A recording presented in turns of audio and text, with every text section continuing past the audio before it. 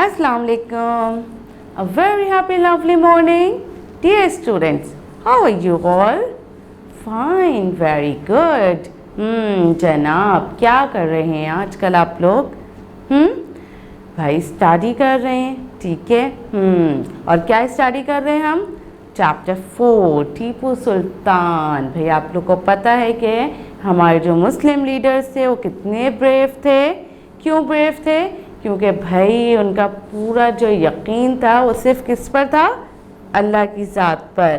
अल्लाह की ज़ात पर वो पूरी तरीके से भरोसा करते थे और क्या करते थे, हर मामले में हुज़ूर सल्लल्लाहु अलैहि वसल्लम की सुन्नतों की पैरवी करते थे। यही उनकी कामयाबी का सबसे बड़ा राज था। फिर जैसे जैसे हमारे हुक्मरानों ने अल्लाह और उसके रसूल सल्लल्लाहु अलैहि वसल्लम के अहकामात को नज़रअंदाज करना शुरू किया तो क्या हुआ कि भाई उनसे लीडरशिप भी छीन ली गई। और फिर क्या हुआ था कि तमाम ब्रिटिशर्स उन पर हावी हो गए थे और उन्होंने कब्ज़ा कर लिया था। उसके बाद कायद आज़म और अल्लामा इकबाल ने मिलकर आज़ादी की तहरीक शुरू करवाई थी और फिर 14 अगस्त 1947 को पाकिस्तान आज़ाद हुआ था। Isn't it? जी हाँ।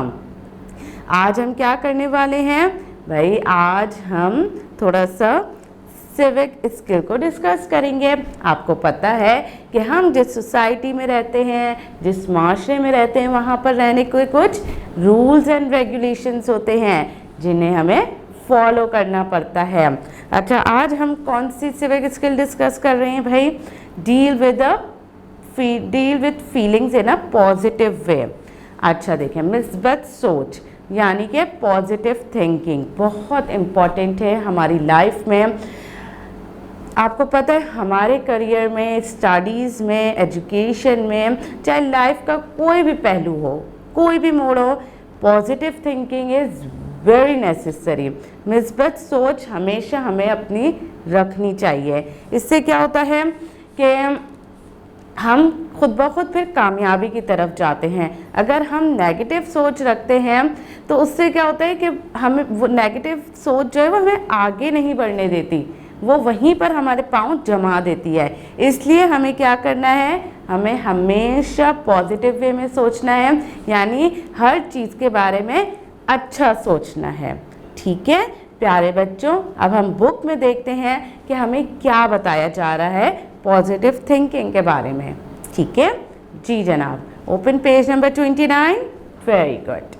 Okay, civic sense deal with feelings in a positive way. What happens when you have lots of homework? भाई क्या होता है जब आपके पास बहुत सारा होमवर्क होता है? How you feel when you have a test on the next day? आप लोग को कैसा लगता है अगर आपका भाई जब नेक्स्ट डे आपका टेस्ट हो? भाई अगर हम पहले से प्रिपरेशन कर लेते हैं तो क्या होता है कि हमें टेंशन नहीं होती, हमारे पास स्ट्रेस नहीं होता है कि मेरा कल टेस्ट है, मुझे याद करना है, मेरे पास टाइम नहीं है, मैं कैसे इतना सारा याद करूँगा। जब हम पहले से इसकी प्रिपरेशन कर लेते हैं, टाइम टू टाइम जब हम रिवीजन करते रहते हैं तो उससे क्या होता है कि हमें एंड टाइम पे ज़्यादा स्ट्रेस नहीं होता, हम बिल्कुल रिलैक्स रहते हैं क्योंकि हाफ ऑफ तैयारी हमारी हो चुकी होती है। ठीक है। और when you have to talk in front of other people, जब आपको किसी के सामने बात करने का मौका मिले तब आप कितने स्ट्रेस में आ जाते हैं कि मैं क्या बोलूँगा, मैं क्या बोलूँगी, मैं जो बोलूँगी वो सामने वाले को समझ आएगा या नहीं आएगा, अगर उन्होंने मुझे डांट दिया। इस तरीके की थिंकिंग हमारे माइंड में आती रहती है। Most people don't feel at good at that time, this bad feeling is called stress. देखें उस वक्त क्या होता है कि बहुत सारे लोग इस चीज़ को अपने ऊपर हावी कर लेते हैं। जो भी टेंशन होती है कि कल स्कूल जाना है, मैंने तो कोई तैयारी नहीं करी, टीचर ने इतना सारा होमवर्क दे दिया, मुझसे मेरे पास टाइम नहीं मिला, मैं कर नहीं सका, या फिर कल टेस्ट है। अगर इन सब चीज़ों को अगर हम बिल्कुल अपने ऊपर हावी कर लेते हैं उसे क्या कहते हैं? स्ट्रेस लेना। स्ट्रेस लेना, ठीक है, इसे हम स्ट्रेस कहते हैं। Stress makes you uneasy, it may create fear in you, stress can also make you angry और सैड। आपको पता है कि जितना हम स्ट्रेस लेते हैं उतना ही डर और खौफ हमारे अंदर बैठता चला जाता है। इसीलिए और क्या होता है कि उससे या तो हम उदास हो जाते हैं या फिर हमें गुस्सा आने लग जाता है। Small stress is good but too much stress is not good for you. For example, a little stress about a test can help you study hard, but taking too much stress about the test can make it difficult for you to study। देखें, जितना कम stress हम लेते हैं तो उससे क्या होता है कि हमें ये होता है कि अगर मैं हमारे माइंड में फ़ौरन से बात आती है कि यार अगर मैं अभी याद कर लूँगा, अभी प्रिपरेशन कर लूँगा तो क्या होगा, मेरी तैयारी हो जाएगी। मगर अगर मैं उसको हावी कर लूँगा कि अल्लाह कल टेस्ट है मैं कैसे करूँगा, तो हम कभी भी नहीं कर सकते। ये हमारे लिए डिफ़िकल्ट हो जाता है। इसलिए हमें अपने ऊपर किसी भी सोच को हावी नहीं रखना चाहिए, हमें बिल्कुल रिलैक्स रहना चाहिए और यही सोचना चाहिए कि अभी मेरे पास 2 घंटे हैं, मैं अपनी प्रिपरेशन बहुत आसानी से कर सकता हूँ या कर सकती हूँ। ठीक है जी। Here are some tips to control your stress. Work on important thing only, यानी कि अब आपने क्या करना है, जो मेन आइडिया है आपने उस पर वर्क करना है।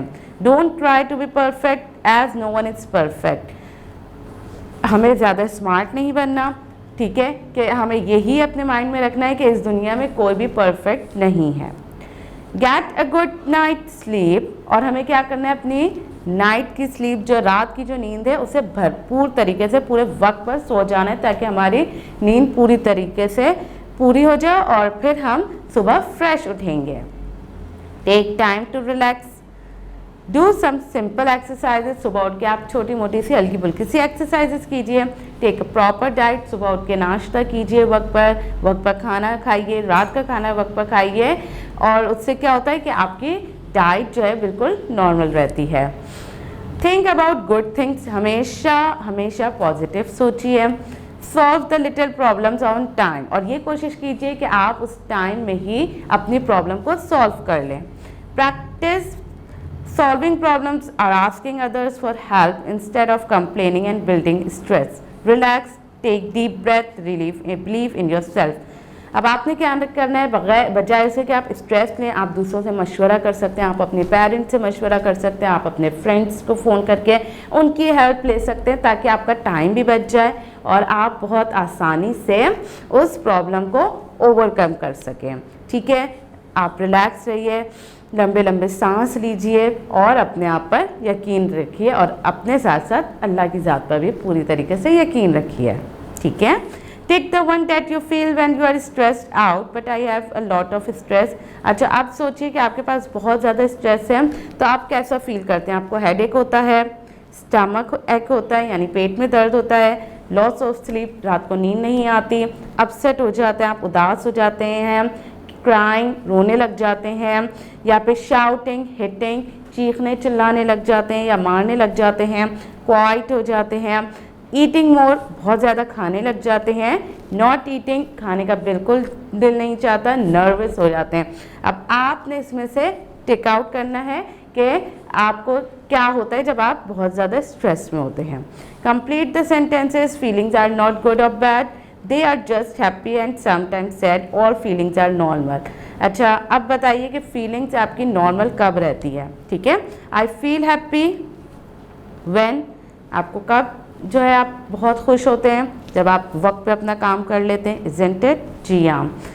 आई फील सैड व्हेन, आप सैड कब होते हैं, जाहिर सी बात है अगर आपका काम नहीं कंप्लीट होता है और आपको नेक्स्ट डे स्कूल वगैरह जाना होता है या टीचर आपसे कॉपीज वगैरह मांग लेती हैं, कुछ इस तरीके का होता है, ये आपने लिखना है।